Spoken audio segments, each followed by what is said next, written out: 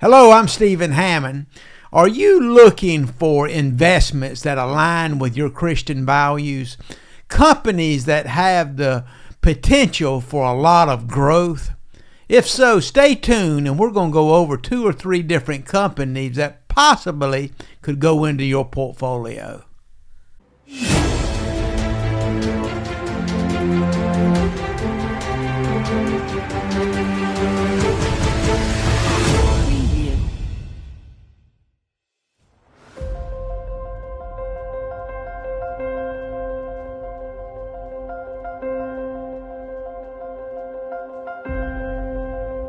Way back in 1993, I started Christian Values Investing, a company, an investment advisory set up to align a person's values with their investments. Back then, we called it stewardship investing. And around 1998, 1999, Wall Street coined the title biblically responsible investing. You know, on our channel, we have discussed companies that are widely held, but usually they fail our biblical screening. But today, we're going to give you 3 growth prospects, 3 growth companies that you possibly could use in your Christian investment portfolio. Without further ado, we're going to introduce a company that we have held in our investment portfolio for many years. Many folks today, many investors know about this company because it's gained a lot of publicity within the last 12, 18 months based on AI.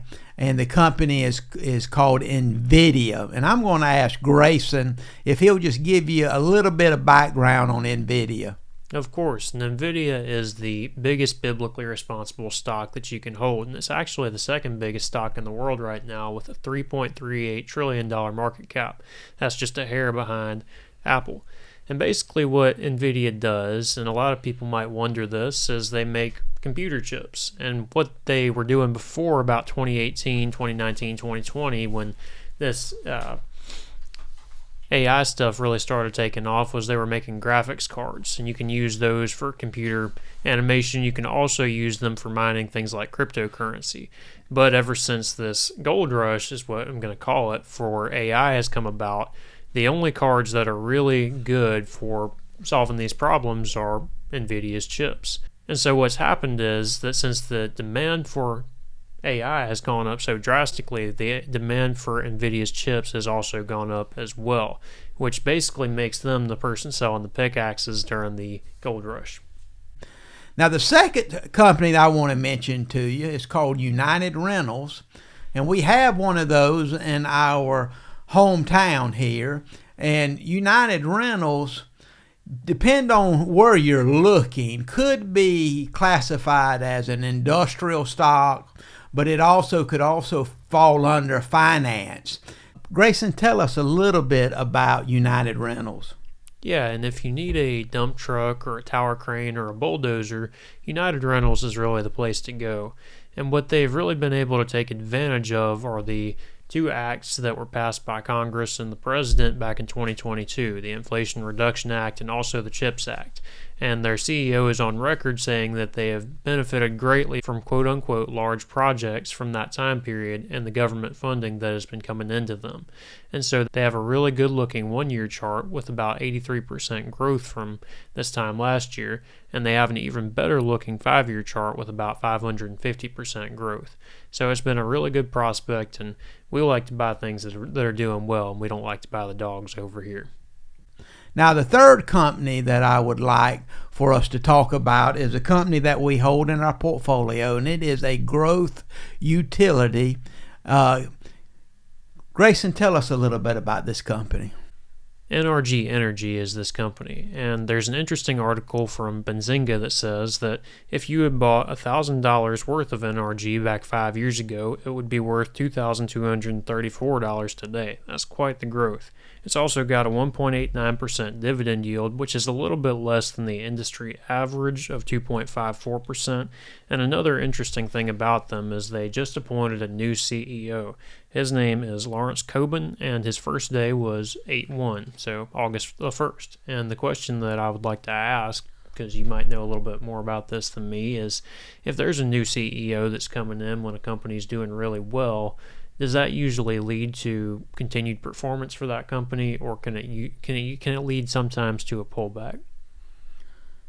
It's going to really depend if he comes in, Grayson, and starts making a lot of changes. But if he comes in and they continue on track, the sales growth continues coming in at a record pace, the company should continue doing very well. So we're still long this utility.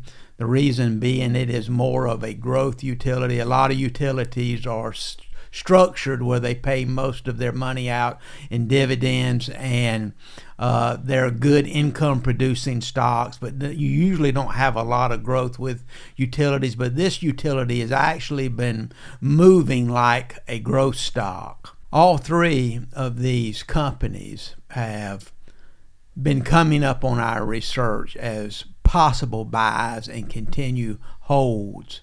So always when you're looking to invest in any type of common stock, preferred stock, mutual fund, ETF, you always should do your homework. You should make sure that these companies pass your fundamental screens. You should make sure they pass your technical screens. You should also, probably most importantly, as being a Christian, you should make sure they pass your biblical screens. And so far, as of today, these three companies pass all three of those for us. And I think they will give us a lot of growth prospects going forward. Until next time, God bless you. If you like what you're hearing on this channel, make sure you click the subscribe button and ring the bell. Also, in the comment, if you have any company that you would like for us to analyze, you would like for us to look over to see if it meets our biblical screening, our technical and fundamental analysis, just jot the name of the company and its symbol down. We would love to take a look at it.